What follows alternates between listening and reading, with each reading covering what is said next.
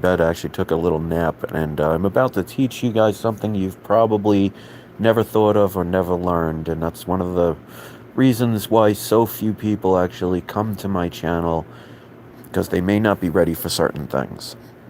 And the title of this video is In Love with a Murderer, and I'm going to explain it, and it has meaning. So hopefully you'll watch this whole video. Now, if you're watching this video and you watch my channel, for the most part, you're probably a person that has a lot of empathy, a lot of compassion, things like that. A lot of feelings. You get hurt a lot, or you're just searching. That's common. But I would assume that many of you have some sort of pet, like a cat, a dog, fish, maybe a snake. But here's the thing, and this is the purpose of animals. One, they show compassion. They show love. I mean, you could literally, and I don't recommend it, and I hope no one ever does it, but even if somebody beat their animal, for most part, they'll still love you. Please don't do that, though. But here's the thing. They are all, like, for example, this cat. She's very capable of killing a mouse. In other words, taking a live animal and killing it for consumption. A fish can do the same thing. Everything can consume something. What the purpose of that is to teach you a new way of loving. Because this cat, I love this cat. Even though it has the capability, and probably has in its lifetime, murdered. So, animals, for the most part, that you are in love with, that you care for, that you see the world of, they're all capable of murdering and killing.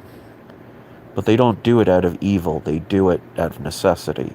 And it's one energy allowing another energy to survive, which is true love. Something willing to sacrifice not its soul, it's just its capsule, to keep something else on this plane of existence, is amazing.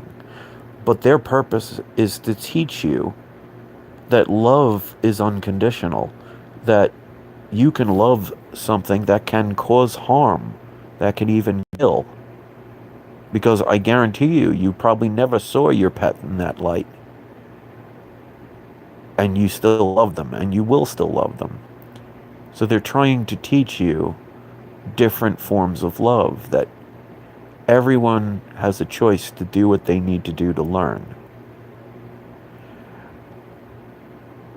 It's a way of growing, expanding, and just seeing life for what it is.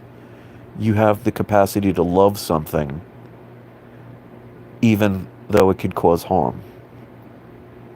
So if you expand your consciousness and you expand your ability to love humans and their errors and see them as it's a choice for whatever reason, because somebody beating you up or knocking you down is not cruel.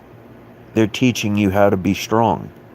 When everybody leaves you and deserts you and you feel all alone, don't feel sad about that. Feel proud of the fact that you're being taught how to stand on your own 2 feet, how to be independent, how to be strong.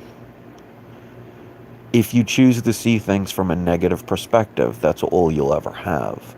But if you see all of your life's pains and miseries and things that are constantly around you as a learning lesson to teach you to be something, you won't curse it, you won't ignore it, you won't put it aside, you'll thank it, you'll appreciate it, you'll love it.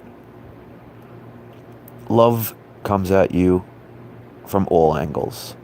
So this animal is a murderer, but I still love her with all my heart, just like you love your animals. And even though I know there are animals that are vegetarians, for example, like if you own a rabbit, they don't eat meat, but yet even eating a plant is eating another energy, another life source, because aren't plants alive? So it is the same thing. It's the consumption of something else to sustain yourself. And that is always a choice, and it's always a gift. If you see it that way, life will be a gift. If you see it the negative way, then life is a curse. For an animal to sacrifice its body so you can consume it to survive is a gift of love. And the world is trying to teach you now, and the whole thing with what's going on in Canada is trying to teach you there is another way. There is always another way. If an old way isn't working and you continue to do it, you'll go in circles forever. No matter how much you justify it, no matter how much you rationalize it, and that's a choice. The beautiful thing about choice is you can choose to do different. And if it doesn't work, you can go back the way you went.